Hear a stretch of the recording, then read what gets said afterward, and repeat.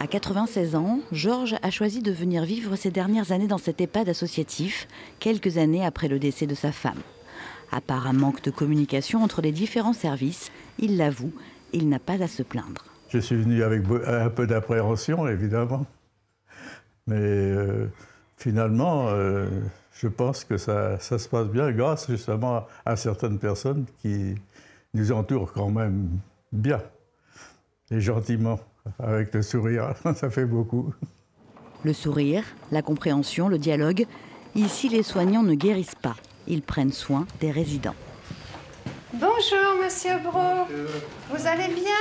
Ça va, merci. Mais pour parler, il faut du temps. Anne Ouvrant, qui travaille ici depuis 35 ans, souhaiterait pouvoir s'attarder plus longtemps avec les résidents. On n'a pas ce beau soleil qu'on a eu hier. Il est parti, le soleil. Il est parti, oui. Il y a un manque de personnel. Après, c'est des personnes âgées. Il faut leur consacrer beaucoup de temps. Et on aimerait être à l'écoute davantage du résident. Mais c'est vrai que vu la charge de travail, faut tout faire vite. Et c'est pourtant des beaux métiers, hein, d'être auprès de la personne, c'est très enrichissant.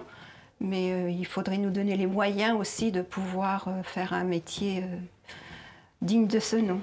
Quand ils arrivent en EHPAD, les résidents ont 87 ans en moyenne.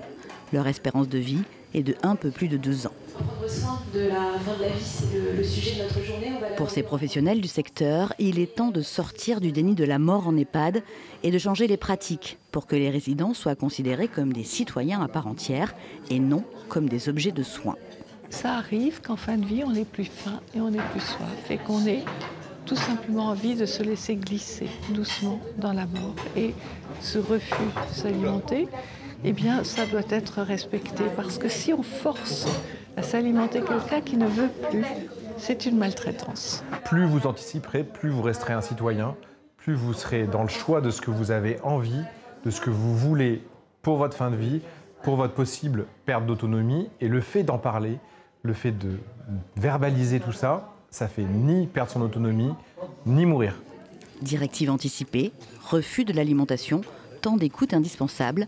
Chaque année, 30% des résidents d'un EHPAD meurent.